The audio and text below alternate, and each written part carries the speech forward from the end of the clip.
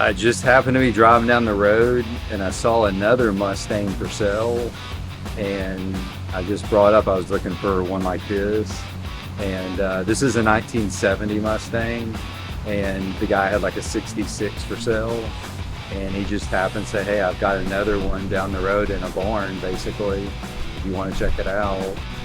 And I thought about it for a couple weeks, and then I finally was like, all right, let's check it out. It was more than I thought. Like the interior was in it, but it just looked nasty. But the motor, somebody had put a big block 460 in it, and the carburetor was missing, but again, there was animal droppings all over it, rat poop. And I was like, I think it's gonna have to have a whole new motor.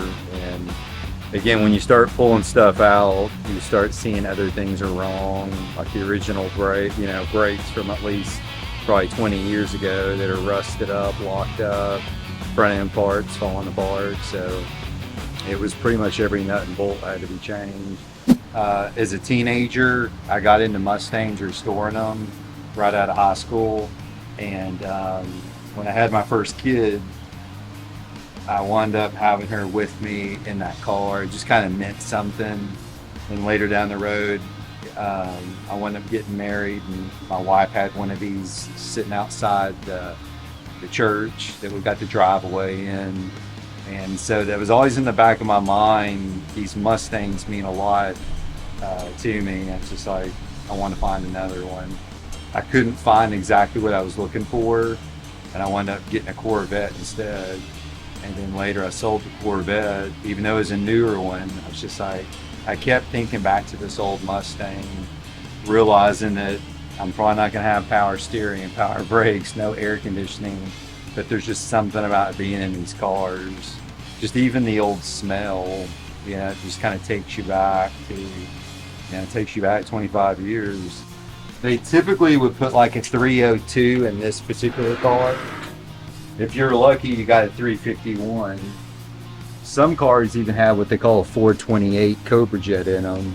So this one I wanted to go even bigger. So this one is a 460 block that's been bored out to a 502. Summit Racing built this. So it has like 566 horsepower in a super lightweight car. And there's nothing that restricts it. There's no power steering. There's no air conditioner. It's just pretty much race motor, big carburetor, electric fan. Sometimes you get a standard transmission. They would put 4 speeds in those or an automatic. I kind of like the automatic because if you're racing it, you can't really mess up. You just put it in drive, or you just manually shift it.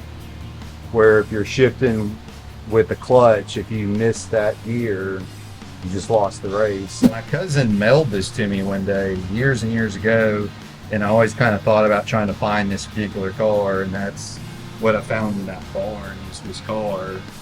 And this was kind of the condition. Like I said, the carburetor was missing, there was animals living inside of it. The door was ripped off this car.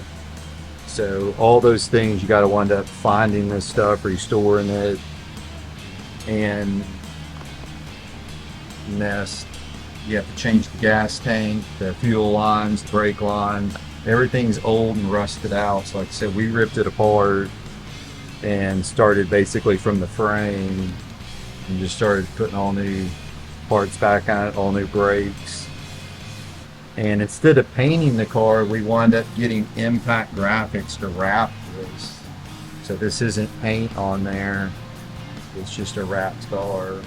Here is that original picture of the 1970 I had, my daughter kind of on it. Sometimes as a younger man, you have to sell something that means a lot to you.